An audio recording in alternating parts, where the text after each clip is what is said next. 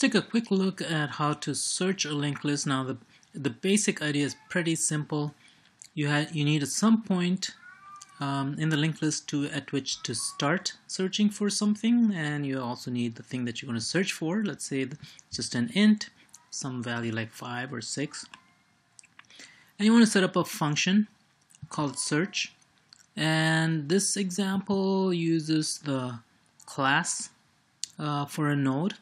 For each node is a object of type class node, int node. And so what we're going to return is a pointer to the node that contains the thing that we're searching for. So what do you do with that? You might want to, for example, delete that node. Let's say you're trying to take an int out of the list. So no matter what, whether you just want to print it and see that it's in the list or not, or if you want to delete it, you need two pieces of information. That is a point at which to start, and it actually, even though we can call it the head, it doesn't really need to be the very first thing. It can be wherever you want to start searching from. So it can actually, technically it can point to somewhere in the middle of the list. But it's just that we can't go backwards in the list. We start from that pointer, from that point on, and then we start searching for this target, this thing that we're looking for. So the pointer head, the preconditions for this function, that is what should be true before you start executing. First of all, the pointer that's passed in should point to somewhere in the linked list that we start searching from, or it can be the head of the linked list if you want the search to find it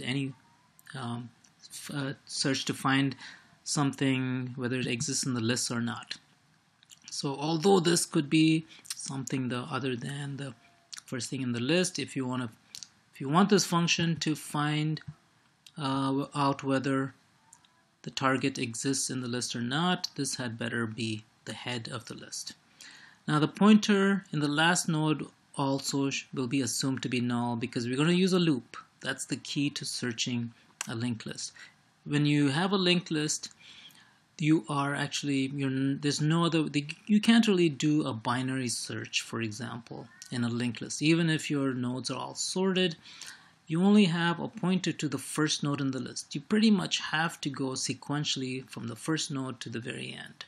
So binary search is, although there are some ways to do it, the quick answer would be it's not really compatible with a linked list, because you just cannot access middle of the list very easily. There are ways around it, but we're not actually going to use any of those techniques in this course.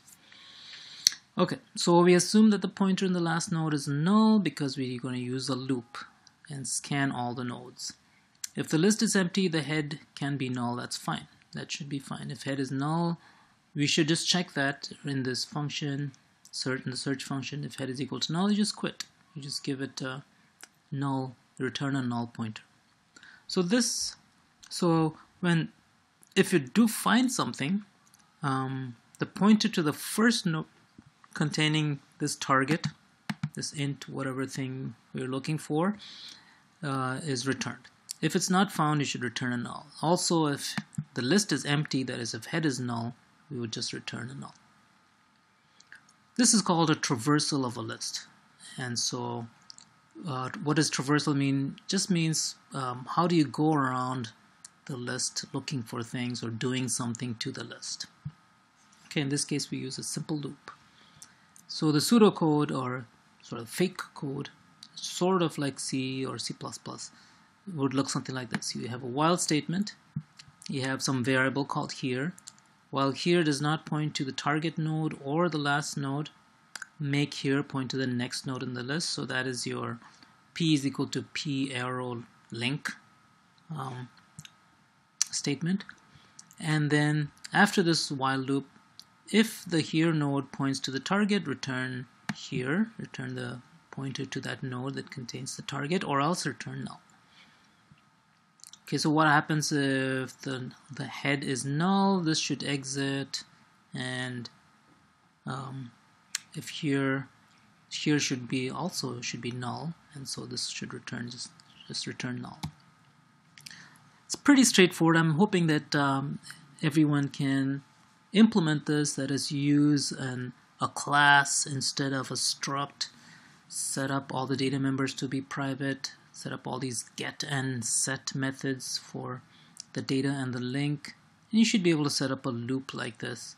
It's pretty straightforward once you set up a class. Okay, so you have to make a special case for an empty list. Let's see what would happen if here error, oh yeah, so initially we should say here is equal to null, and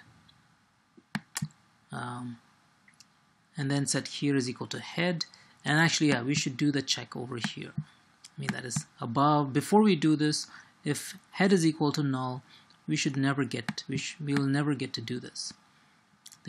We will try to dereference a null pointer. That would be an error. So the check, that's the special case for an empty list, should be done before this while loop.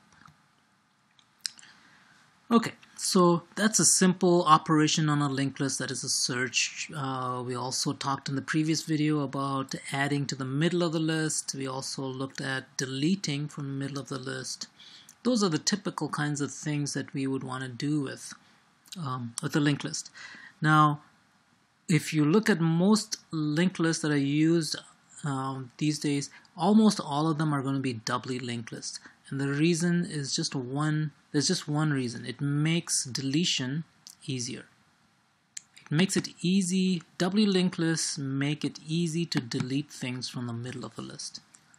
Because here's why. Let me just go back to how we delete things, or how we remove a node.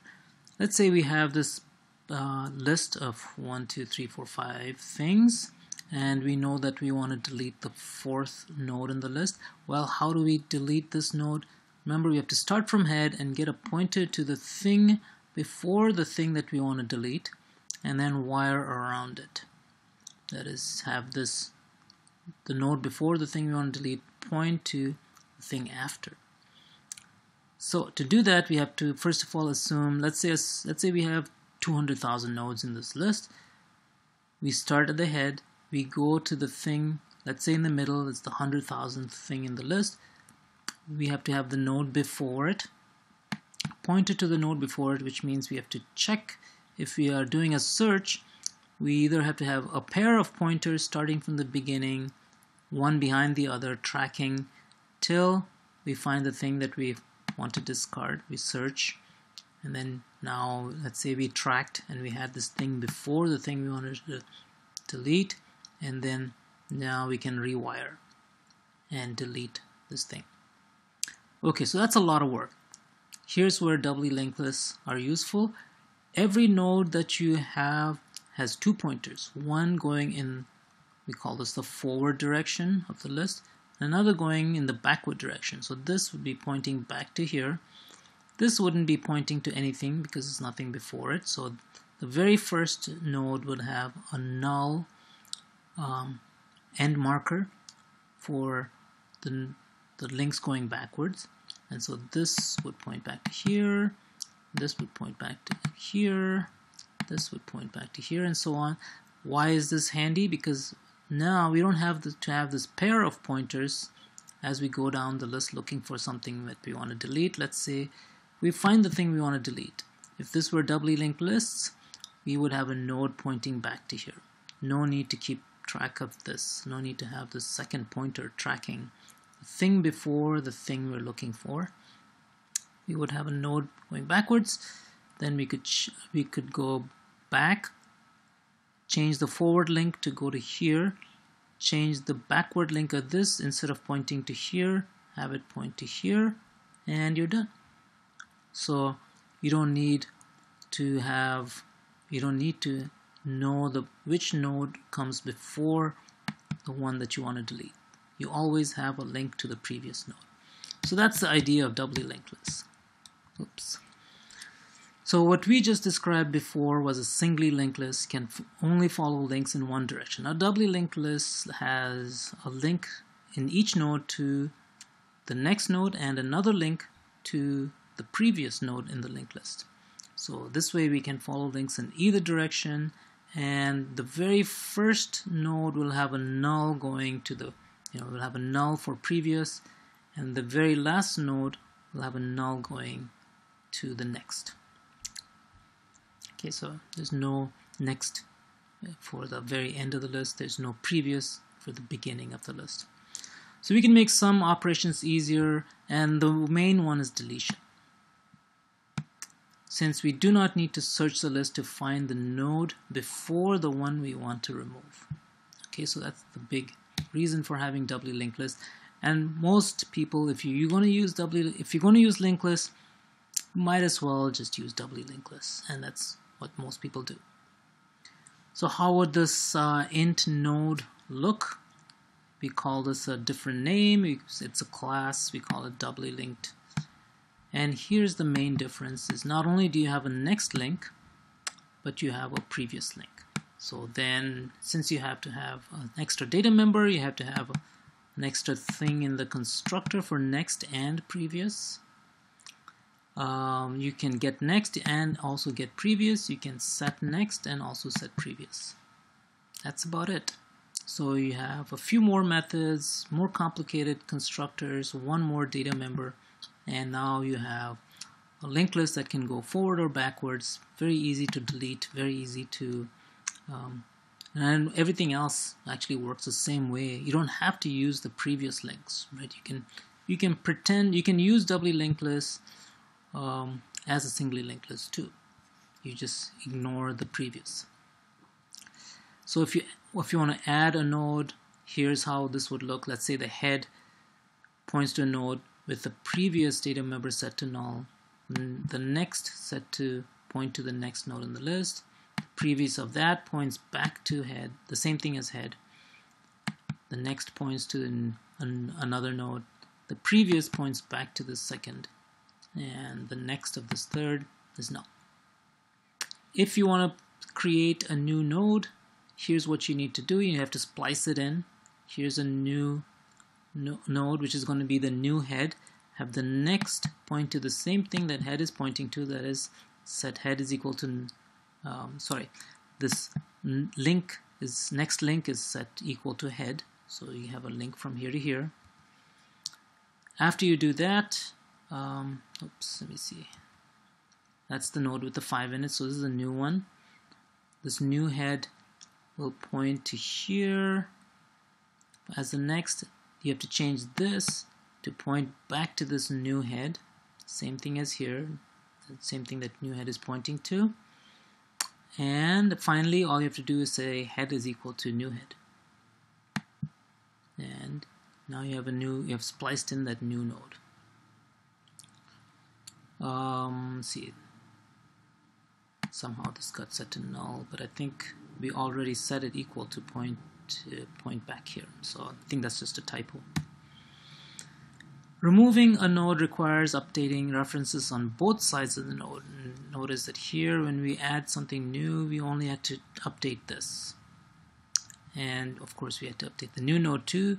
But removing, you have to do something to both sides of the node that we wish to delete. And thanks to this backward link, we do not need a separate variable to keep track of the previous node in the list to the one that we want to delete. Okay, so in singly linked list, we have to have previous. So let's say you want to discard this thing in the middle of the list. You have to rewire eventually so that this next points not to here but over to here. The previous over here points back to not to this but should point back from here to here. Okay, and then they go over the various things that you have to do. You have to change both of those things, one here, and then you can delete this node.